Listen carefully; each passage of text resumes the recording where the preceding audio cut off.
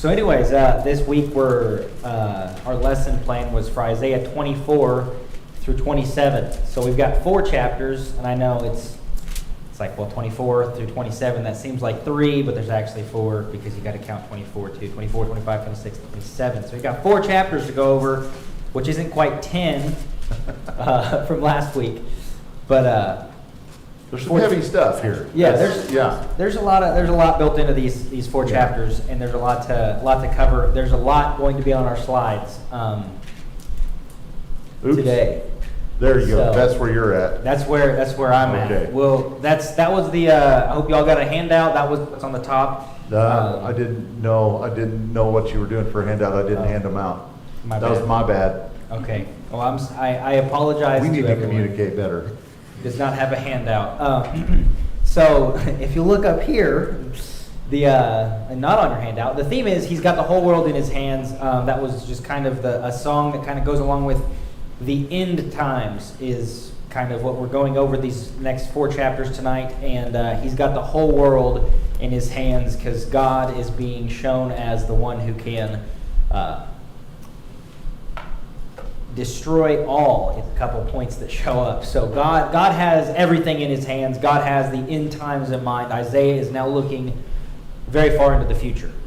So the objectives for this lesson tonight are, the people will be able to demonstrate how these end time events, these things that Isaiah are saying, this is going to happen way down the road, and he explains in vivid detail what that's going to be like, how that can prompt faith, how for them it was prompting faith that we'll get into the historical setting, but this idea that the end time, this time way down the road, when the earth will lie defiled and the sun and the moon will be confounded and ashamed, how this can prompt faith for us right now, because God is powerful enough to do that. He can take care of these problems. He has a plan. And hopefully we'll see how Isaiah is trying to prompt faith in those who is hearing and reading what he has to say. And I guess next, explore the foundations to this biblical doctrine from Isaiah, when death is overcome, when evil is removed, and good reigns forever. So that's what we're going for tonight. That's where we're moving toward, but there's a lot of material that has to go along with this. Our theme tonight is the God who will, in the end time, destroy all evil. He's going to destroy all evil. He's going to destroy all death and destroy all wicked people. And for the Jews, that was a big deal. Everyone else is wicked. We're the holy people. And so destroy those wicked people. But this God, He can be depended on to deliver those who trust in Him. And that's especially important when we get to our historical setting for tonight and these couple of chapters. So a review, the book of Isaiah might be compared to a pond. You throw a rock in a pond and the ripples slowly spread out. Ever widening circles, because the first circle we've studied quite a bit, as Jason was saying, we covered like 12 chapters in 12 weeks, and then there's 10 in one.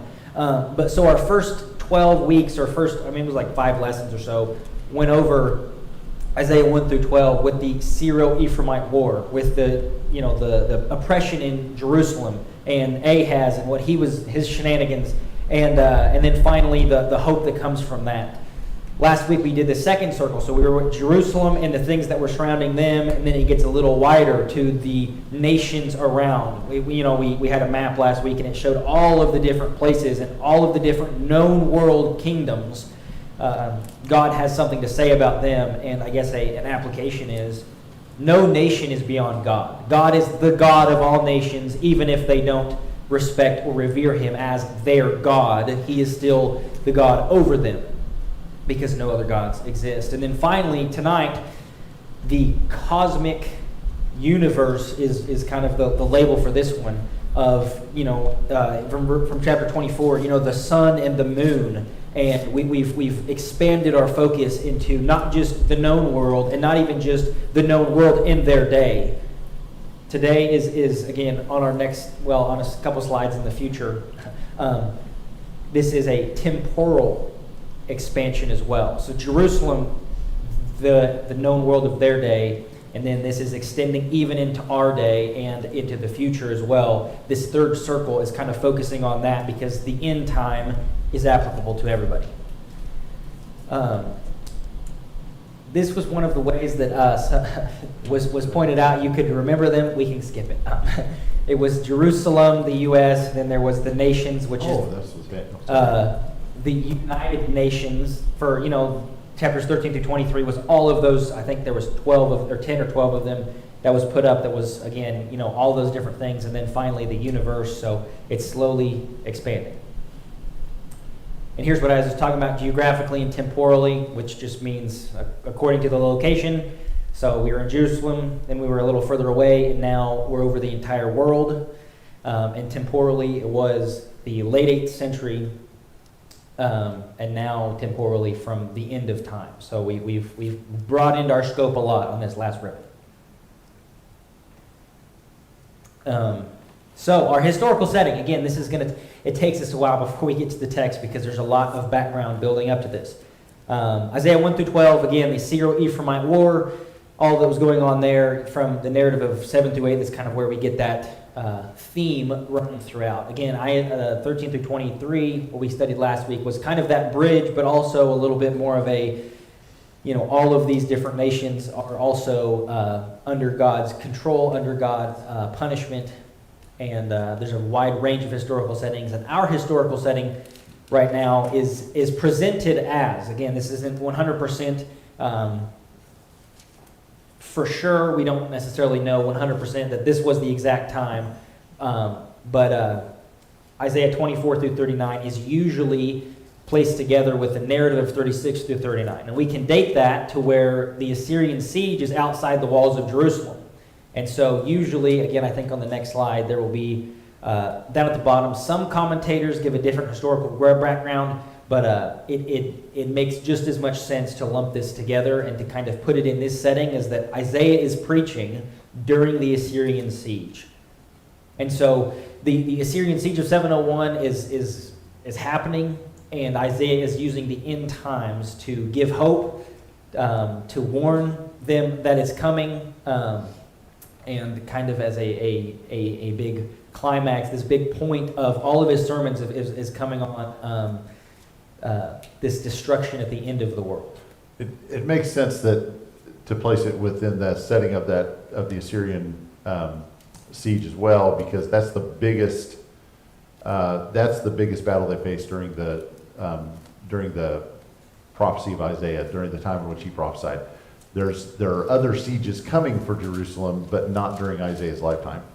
And so it makes sense that we're taking the largest, the most difficult moment in Jerusalem's history during Isaiah's life, and making that the cosmic event that kind of represents the end of time as well.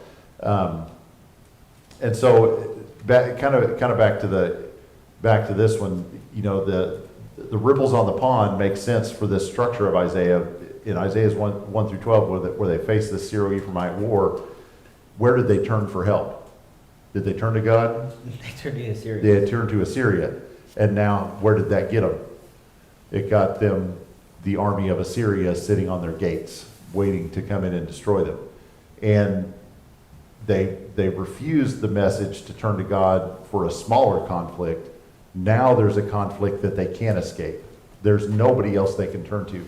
With the Syro-Ephraimite war, they could turn to God or they could turn to Assyria. It seemed like at the time turning to Assyria was a good idea because it got them out of that. But now they're facing Assyria. There's nowhere else to turn. And if you trust God, it's going to be okay. If you don't trust God, then that's not going to be okay. That finally gets to make that point. So it really makes sense for the kind of the structure of the book to flow that way, for it to be the Assyrian siege that this is placed at, and it fits with just kind of the size of the difficulty that they're facing.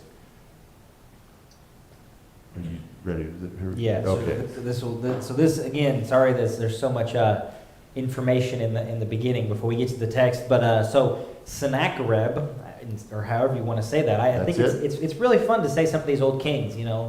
Nebuchadnezzar and Sennacherib. He's the Assyrian ruler. Obviously, he wasn't the Assyrian ruler for very long, but he is invading Judah. And so, I believe that this is kind of what has been prophesied, that the Assyrians are slowly getting up to the gates of Jerusalem, and they are, again, God intervenes. But they are I think some of I guess the next slide says something like chewing up the Judean countryside. And that's just a fun image of, well, maybe not fun for them, the guy standing on the walls, just watching these armies just chew up the land and slowly get closer and closer and closer and closer and closer. And they're finally at the gates of Jerusalem. And to see that and to be there at that time. Can you go back to the last slide? And so, he is attacking and he's subdued 46 cities on his way. And again, we kind of, earlier in Isaiah, had a bunch of names that I can't remember, that were just slowly getting closer and closer. And he is dominating, I guess, this entire Jewish, Judean, there's the word, the Judean nation. And so he is slowly taking them over. And as he grows closer, Sennacherib sends these, emissaries. Obviously, you get close, you have the bigger army, surrender to me. And he sent Jerusalem these emissaries. And so they are now kind of facing this decision of what's going on. We can't turn to anyone. We have this massive army that's on the gate, and as Jason was saying, we have nowhere to turn. And the panic and the visceral fear of watching the enemy at the gate ready to take you on. And this is kind of the hope that Isaiah is trying to offer, is that we can still trust in God.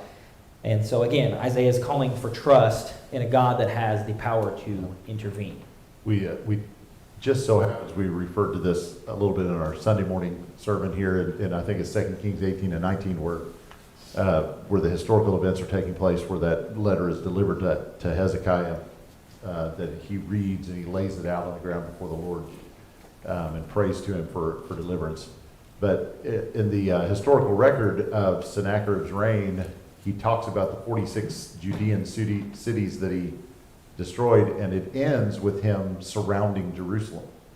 But his own history doesn't make mention of him being defeated, nor does it make mention of him defeating Jerusalem. It just says, I had Jerusalem locked up tight, and they couldn't come and go without my approval, which was true until the next morning when he woke up and his whole army was dead. And so 185,000 soldiers died overnight for no apparent reason other than God wanted them to. And then he goes home, and it's not long after he gets home that his own people assassinate him because they decided he was not a very good king if he couldn't bring their armies home. So yes, Sennacherib didn't reign for long. And so that was our review of what's going on and what's happening and of kind of what's there. And so getting into the text a little more, this overview, so the powerful Assyrian army has been, outside the gate, and Isaiah sends these powerful images to provide hope and urge the people to trust in God. I mean, it would be pretty difficult to trust in, I wouldn't say anything, but when there is, people who want you and your family dead sitting outside the gates, that's the people that he is preaching to, and he is preaching this message, and we get to read kind of what he is saying to them. And so as a brief overview, chapter 24 describes the great end-time battle when, God removes the unjust and the wicked people, and it kind of talks about the destruction that will happen at the end of time. Chapter 25 describes the heavenly worship and the great banquet that those who are a part of, those, I guess, the lost, from chapter 27, who are gathered together with him, the people of God are gathered together at this great banquet. And again, Isaiah's point seems to be that the God who can do these great things in the future, the end time, who is going to, well, there's lots of things we'll get into later, but all of these images, the desolation that is left, the God who can do all these things, we can trust him right now. And so 26, he's giving direction, and 27, he is affirming that God does care for his people and will eventually call all of them home. So if you had a handout, which I forgot to bring with us, the earth's destruction at the end of time was chapter 24. And we've broken it down into some bite-sized chunks. Will you, Jason, read verses 1 through 3? 24, 1 through 3. Behold, the Lord lays the earth waste, devastates it, distorts its surface, and scatters its inhabitants. And the people will be like the priest, the servant like his master, the maid like her mistress, the buyer like the seller, the lender like the borrower, the creditor like the debtor. The earth will be completely laid waste and completely despoiled, for the Lord has spoken this word. The earth will be destroyed. The first thing that kind of stood out to me was it doesn't matter who you are. This is unavoidable. The 12 categories of people, I mean, necessarily I don't think it's the entire human experience, but any person, it doesn't matter your station, the priest, it doesn't matter your, the creditor, the debtor, the sender, all of these different things. The earth shall be utterly empty and utterly plundered. And so God destroys the earth. At the end time, even the physical things that we rely on so dearly, that science just bases all of the logic and understanding of our world on, will be utterly destroyed. God destroys all, and it is unavoidable. No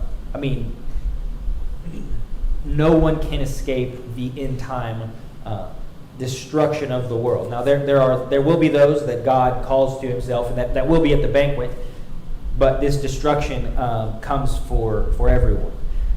Will you continue reading on from verses 4 to 13? 4 to 13. The earth mourns and withers, the world fades and withers, the exalted of the people of the earth fade away. The earth is also polluted by its inhabitants, for they transgressed laws, violated statutes, broke the everlasting covenant. Therefore a curse devours the earth, and those who live in it are held guilty. Therefore the inhabitants of the earth are burned, and few men are left. The new wine mourns, the vine decays, all the merry-hearted sigh. The gaiety of tambourines ceases, the noise of revelers stops, the gaiety of harp ceases. They do not drink wine with song, strong drink is bitter to those who drink it. The city of chaos is broken down, every house is shut up so that none may enter. There is an outcry in the streets concerning the wine, all joy turns to gloom.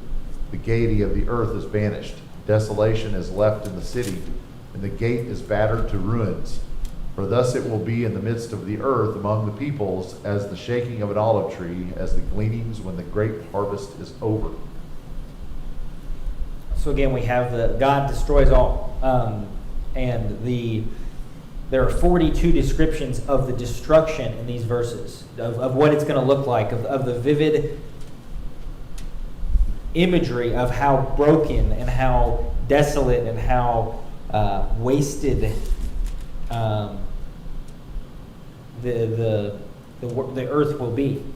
And verses 5 and 6 give us kind of the reason for this destruction. 5 and 6, therefore a curse devours the earth, and its inhabitants suffers for their guilt. Therefore the inhabitants of the earth are scorched, and few men are left. Verse 5, for they have transgressed the laws, violated the statutes, and broken the everlasting covenant. So this destruction is not just because God wants to. This destruction is not just because this is just, God decided he wanted to destroy everything. This destruction is for a reason. It's for a purpose. It's because the transgression, because of the violated statutes and the broken covenant, that God will destroy all of these things. And so again, and that is the reason for the destruction, the imagery for the destruction, and finally there is a response to this destruction in verse 14. 14 to 20? Yeah. They raise their voices, they shout for joy, they cry out from the west concerning the majesty of the Lord. Therefore glorify the Lord in the east, the name of the Lord, the God of Israel, in the coastlands of the sea. From the ends of the earth we hear songs, glory to the righteous one. But I say, woe to me, alas for me. The treacherous deal treacherously, and the treacherous deal very treacherously. Terror and pit and snare confront you, O inhabitant of the earth. Then it will be that he who flees the report of disaster will fall into the pit, and he who climbs out of the pit will be caught in the snare. For the windows above are opened, the foundations of the earth shake. The earth is broken asunder, the earth is split through, the earth is shaken violently. The earth reels to and fro like a drunkard, and it totters like a shack. For its transgression is heavy upon it, and it will fall never to rise again. Again, we have some more imagery of at the end there of what the earth is going to look like. But at the very beginning, we have, they will lift up their voice. Now, this is kind of, there's two well-known ideas of who this they could be. They could be the people of Israel who lift up their voice and sing for joy. The earth is being destroyed, but there is still those who will lift up their joy and lift up their voice and sing for joy over the majesty of the Lord.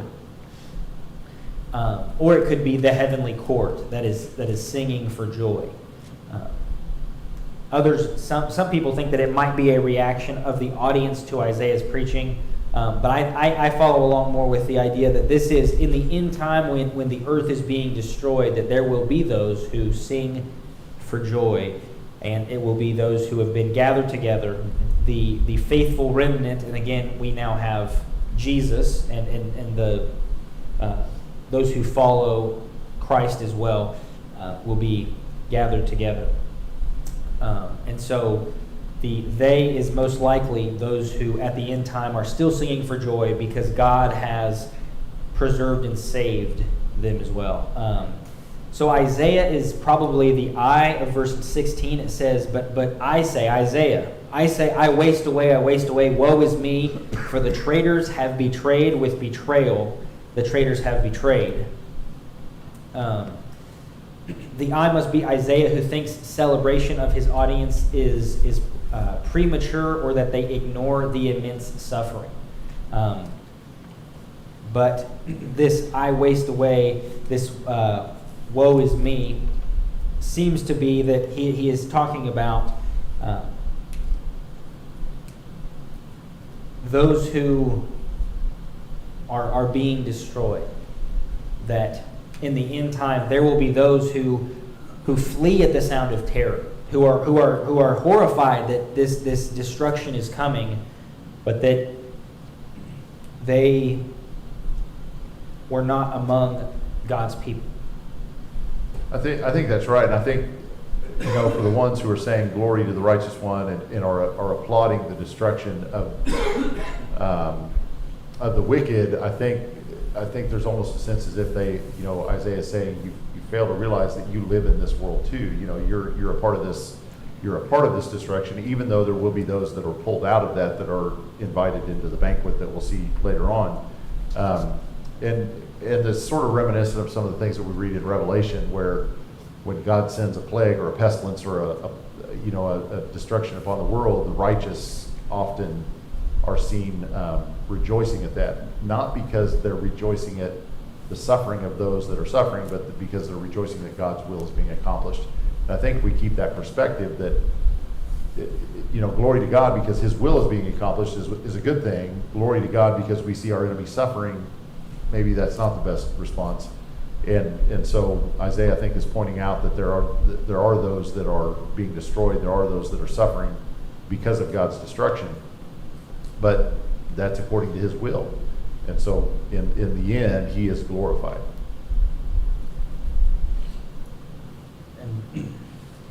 And so we've seen God destroys all, and here's God destroys all, part 2. Verse 21 through 23. So it will happen in that day that the Lord will punish the host of heaven on high, and the kings of the earth on earth, and they will be gathered together like prisoners in the dungeon, will be confined in the prison, and after many days they will be punished. Then the moon will be abashed, and the sun ashamed. For the Lord of hosts will reign on Mount Zion and in Jerusalem, and his glory will be before his elders. So again, God destroys all, even the, not getting all of the theological points at the end, but this destruction is for all peoples. We talked about that the slaves and the masters, the maids and the mistresses, the buyers and the sellers, that there is none that shall escape, that can be exempt from this destruction. And even the moon and the sun will be confounded and ashamed. And so God destroys all, and he does not only has power over this earthly life and all of those who live on the earth, but he has power over the moon and the sun. And again, even to their day, they didn't have telescopes. They didn't know the massive size of the sun. They didn't know what really the moon, I mean, they might have had guesses, and there were stargazers, and there was lots of stuff like that. But today we know what these things look like. We know what they are. But even to them in their ancient world, they would look up and see something so far away, but God still has dominion over that too. And I think as we move through these chapters, it's important every now and then to stop and pause and reflect on what is the purpose of all this. It's not because God is eager to destroy everything. That's not what this is about. It's about the Assyrian army is camped outside our city, and we are in trouble. And if we don't have a God that's strong enough to protect us, then we are doomed. But here's a reminder that our God has the sun and the moon in his hands. He can destroy the sun and the moon at his will. And so God is not afraid of an army of 185,000 Syrians. Even though we are, God is not. And we need to be reminded over and over and over again that God is the one that's in charge of the situation that we are in. And he's using this language of the destruction of the world to remind them that God is bigger than the trouble they face in the moment. And so after chapter 24, reminding them of God's power, of the end time, of how God will treat all of that, we have verse 25. Again, it's another view into the end time events. We read 1 through 5. So 25, 1 through 5. O Lord, thou art my God. I will exalt thee. I will give thanks to thy name, for thou hast worked wonders, plans formed long ago with perfect faithfulness. For thou hast made a city into a heap, fortified city into a ruin. Palace of strangers is a city no more. It will never be rebuilt. Therefore a strong people will glorify thee. Cities of ruthless nations will revere thee. For thou hast been a defense for the helpless, a defense for the needy in his distress, a refuge from the storm and a shade from the heat. For the breath of the ruthless is like a rainstorm against a wall. Like heat in drought, thou dost subdue the uproar of aliens. Like heat by the shadow of a cloud, the song of the ruthless is silenced. And so, Psalm 25 begins with this song of thanksgiving. This song that, the Isaiah is saying, I will exalt you, I will praise your name. And he is bringing to their recollection all of the things that God has done and can do and will do for them. Strong peoples will glorify you. And he's kind of referencing this strong peoples could even be the formerly ungodly people who now see God's righteousness is one way of interpreting that. The strong peoples are those who have turned from their ways and repented. But also to Isaiah's context, strong people. The Assyrians at the gate, those are strong peoples. We know their strength. They've got some strength. But Isaiah is saying strong peoples will glorify you. Cities of ruthless nations will fear you. That even these nations that are ruthless and strong and that seem to have a lot of physical earthly power, God is still sovereign over. And so again, this song of thanksgiving, God's wondrous act of salvation. I will exalt you. I will praise your name, for you've done wonderful things. Plans formed of old, faithful and sure. So God has wondrous acts of salvation. God has followed the plan he has had from long ago. Verse 2, God has defeated a city. He has made the city a heap. And God has protected the poor. Again, from down there in verse 4, a stronghold to the poor. So that's kind of a theme we've seen throughout this. The poor people are God cares a lot about those. And so again, we start off with this song of thanksgiving of look at all the great things God has done. God has made a heap out of a city. The strong peoples in a ruthless nation will fear you, will fear his name, and you will be a refuge to your people and defender of the poor.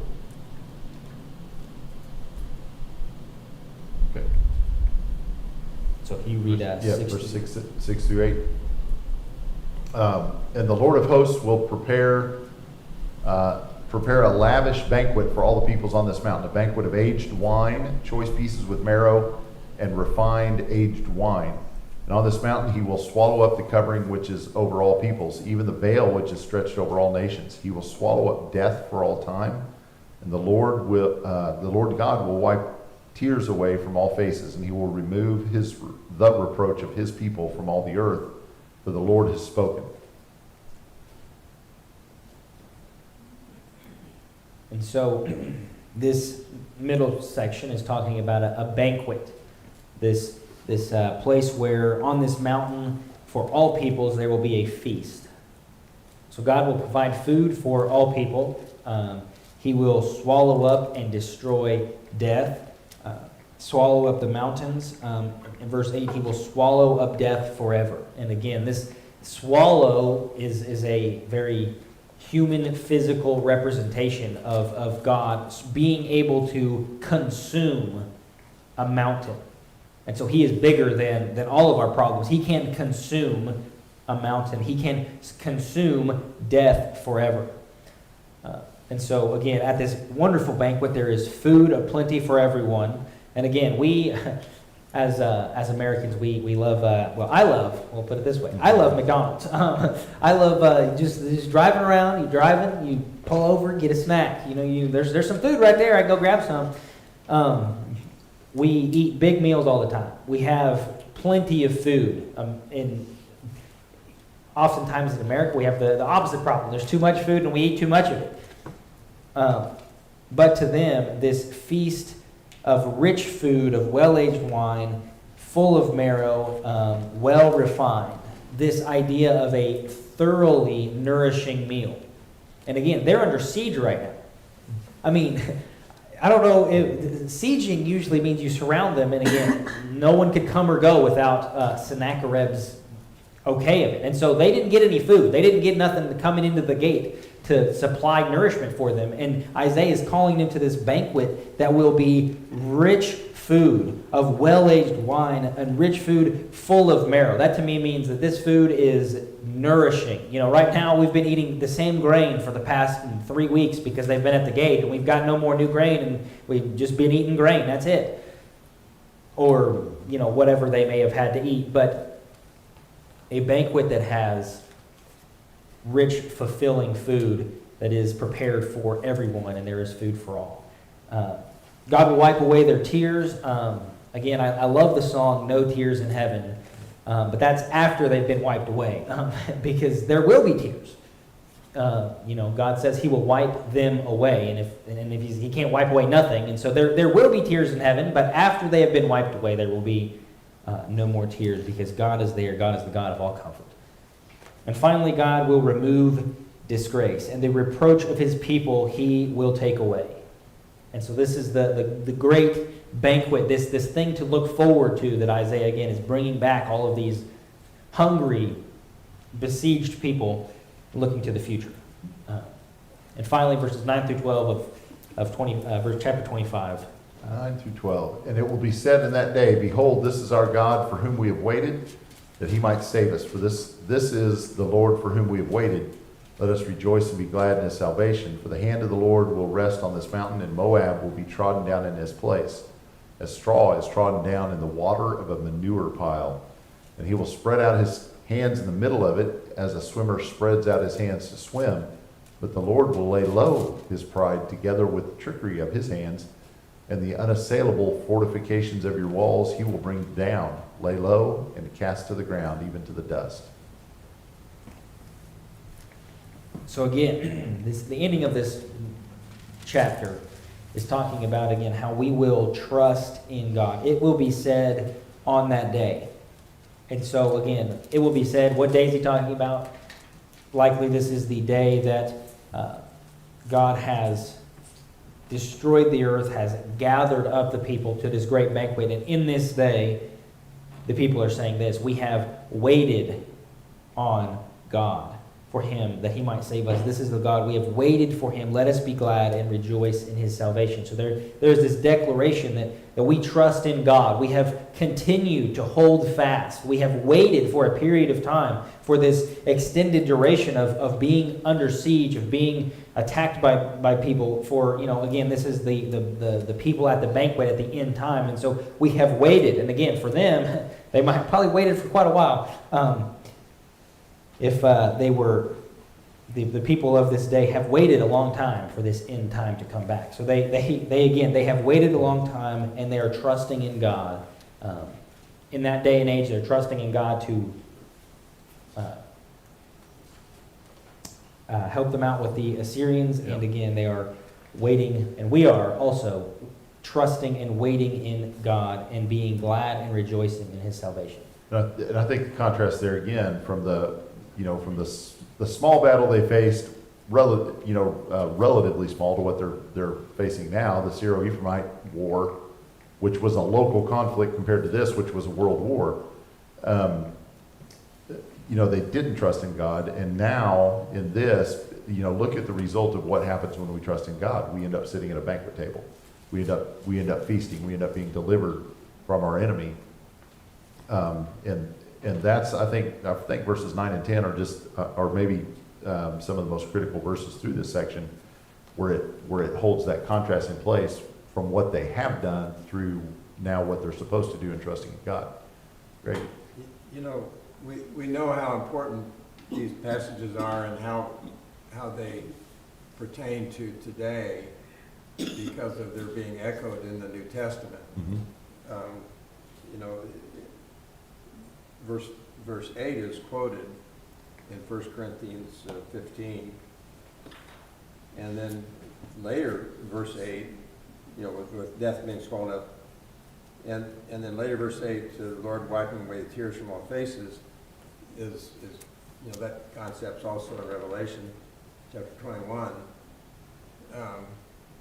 So it has the application to the situation with Assyria, but we know from the New Testament that this applies to us today. I think you're exactly right. And that next phrase too, remove the reproach of his people, that one's quoted in the New Testament as well. So that verse 8, gets a lot of replay in the New Testament through future quotations, and it leads, directly into that whole. How many times do we see banquets being used as symbols too in the parables of Jesus, and in Revelation we have the wedding feast of the Lamb, and so there, that imagery of this chapter is being is used over and over again. And finally, we see a reason for their trust. I just wanted to highlight that real quick. The reason why they have trusted and waited and been secure in this trust of the Lord. We know what happens. The time frame for this sermon that Isaiah is giving is before Assyria has been defeated. But we know what happens. A couple days from now, they're all going to wake up and not be there anymore. They're all going to be dead. But right now, the reason we trust in the Lord is because he will spread out his hands, and the Lord will lay low his pompous pride, and the high walls he will bring down. So we have a reason to trust in God. We have evidence that he is active, and he can take care of us. And I think the reference to Moab there stands in kind of place of, it's just a sampling of the parade of nations that we saw in the earlier chapters about God's judgment. And many of these nations are not going to be humbled for a long time yet. Some of those nations are still in existence certainly at this point. Many of them are those same nations that Ezekiel prophesies about over 100 years later, as part of his parade of nations of judgment that God is going to bring. And so, but Moab will be trodden down in its place. There is no Moabite nation today. It's gone. God has had his judgment. And all of those nations that were mentioned have seen the judgment that God placed upon them. So finally we get to chapter 26. So during this, Isaiah is giving direction to those under the Assyrian attack. And again, we just had a song of thanksgiving, the banquet, and then the declaration of trust. And here we have Judah's song of trust. You know, it was said, it will be said on that day, and chapter 26 starts with, this song will be sung in the land of Judah. So we read 1 through 6. 1 through 6. In that day, this song will be sung in the land of Judah. We have a strong city. He sets up walls and ramparts for security. Open the gates that the righteous nation may enter, the one that remains faithful. The steadfast in mind thou wilt keep in perfect peace, because he trusts in thee. Trust in the Lord forever, for in God the Lord we have an everlasting rock. For he has brought low those who dwell on high, the unassailable city. He lays it low to the ground. He casts it to the dust. The foot will trample it, the feet of the afflicted, the steps of the helpless. So again, we see the trust and the those who stayed in God from verse 3. You know, you keep him. So God keeps him in perfect peace, whose mind is stayed on you because he trusts in you. And so this passage is listing these two qualities of these people who in difficult time will receive peace. And so those who stay in God and trust in him get the perfect peace from verse 3. There's more to be said about that, but we're quickly running out of time, so we will move on. But Judah is saying, you know, we have a strong city, we have a salvation, the enemy's going to be laid low, the enemies, our feet, the feet of the poor and the steps of the needy will trample the enemies. It's one thing to talk about perfect peace when all is going well. It's another thing to talk about perfect peace when there's 185,000 Assyrians at your gate. And for Isaiah to assure the people that now is the moment of trust and now is the moment of perfect peace is it's a big deal. And for those who can trust and those who can put their faith in God, it's a believable message. It's a reliable message. 7 to 18? 7 to 18, yeah. Okay. Well, The way of the righteous is smooth, the upright one make the path of the righteous level. Indeed, while following the way of thy judgments, O Lord, we have waited for thee eagerly. Thy name, even thy memory, is the desire of our souls. At night my soul longs for thee. Indeed, my spirit within me seeks thee diligently. For when the earth experiences thy judgments, the inhabitants of the world learn righteousness. Though the wicked is shown favor, he does not learn righteousness. He deals unjustly in the land of uprightness, and does not perceive the majesty of the Lord. O Lord, thy hand is lifted up, yet they do not see it. They see thy zeal for the people and are put to shame. Indeed, fire will devour thine enemies. Lord, thou wilt establish peace for us, since thou hast also performed for us all our works. O Lord our God, other masters besides thee have ruled us, but through thee alone we confess thy name. The dead will not live, the departed spirits will not rise. Therefore thou hast punished and destroyed them, and thou hast wiped out all remembrance of them. Thou hast increased the nation, O Lord, thou hast increased the nation, thou art glorified. Thou hast extended all the borders of the land. O Lord, they sought thee in distress, they could only whisper a prayer. Thy chastening was upon them. As the pregnant woman approaches the time to give birth, she rises and cries out in her labor pains. Thus were we before thee, O Lord. We were pregnant, we writhed in labor, we gave birth, as it were, only to wind. We could not accomplish deliverance for the earth, nor were inhabitants of the world born.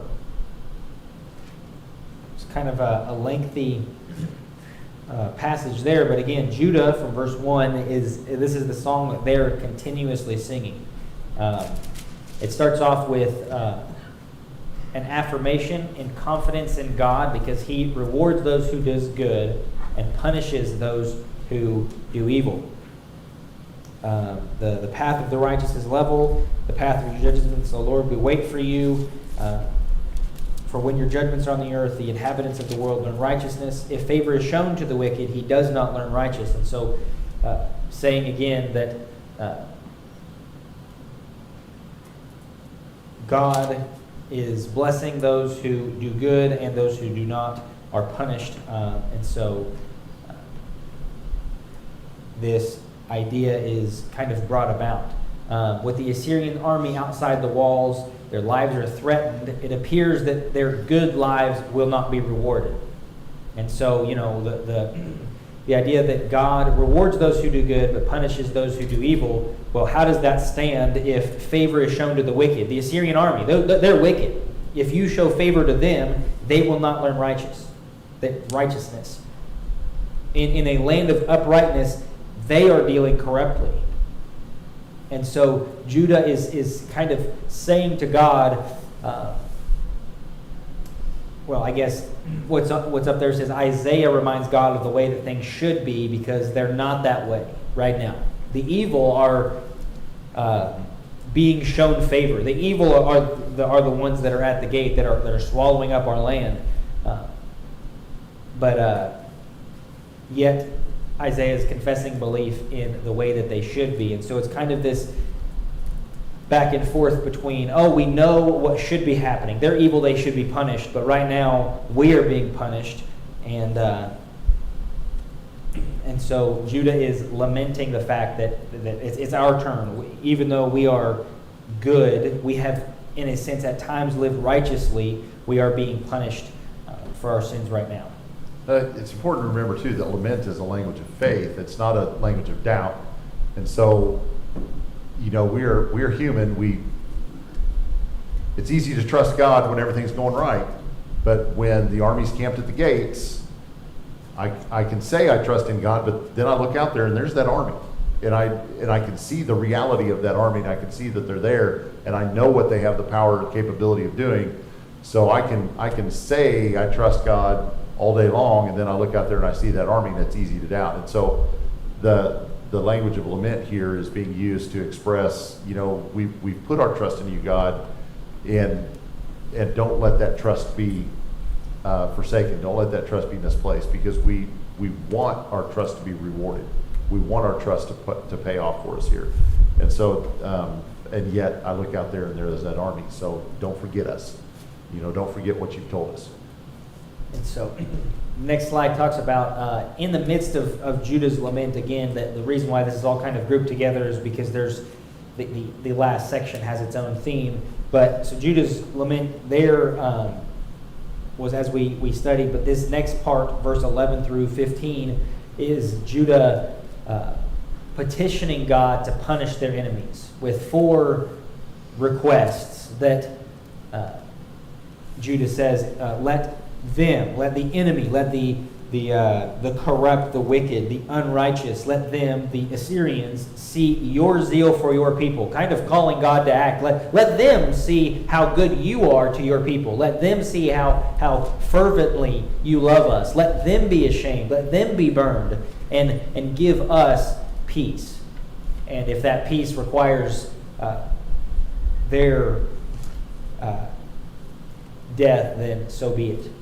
And so in the midst of all of this, Judah is saying, O Lord, ordain peace for us. Let all these consequences for their evil be upon their heads.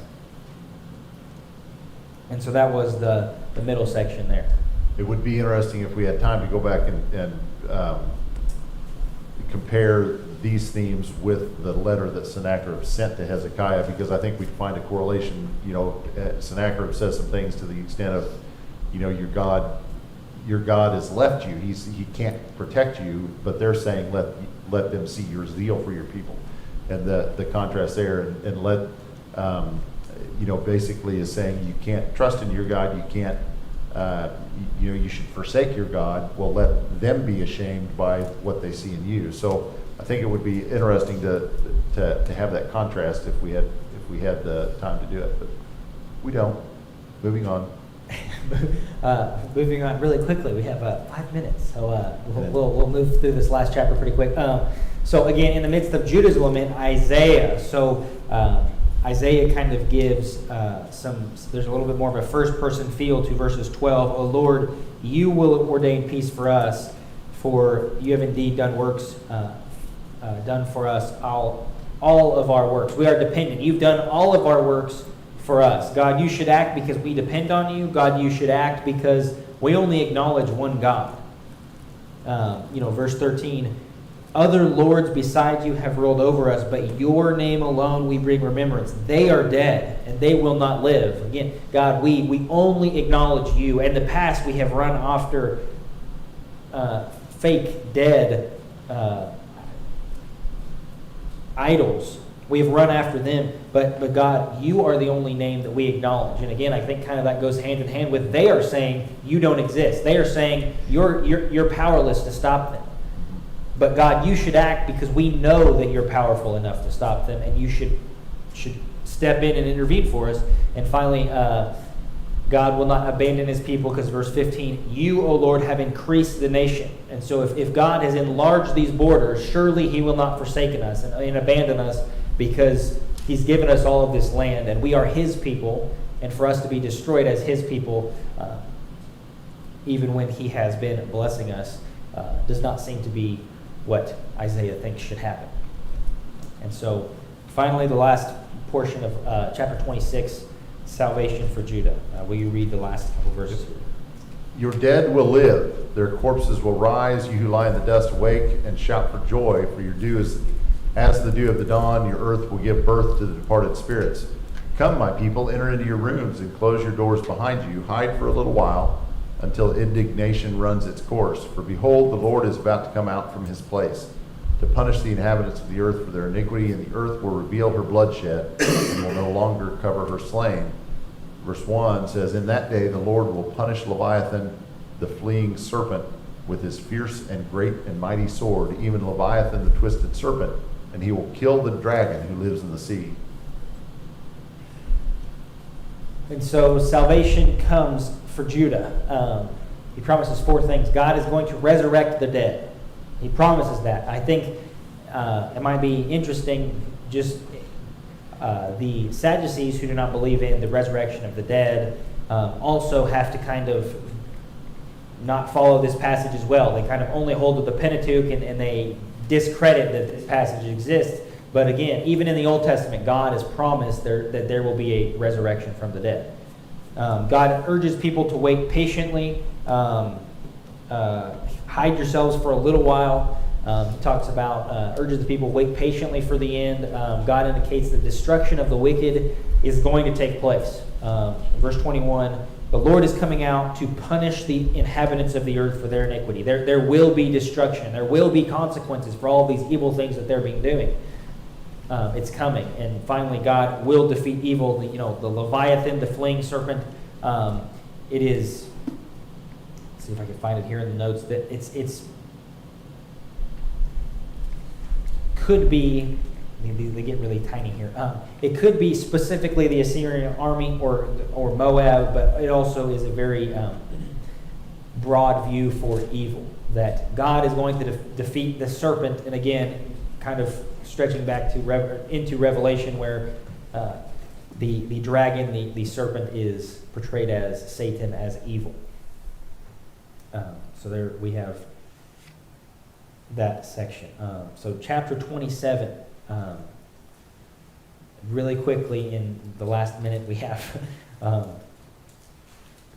Can you read chapter 27, verses 2 through 6? 2 through 6.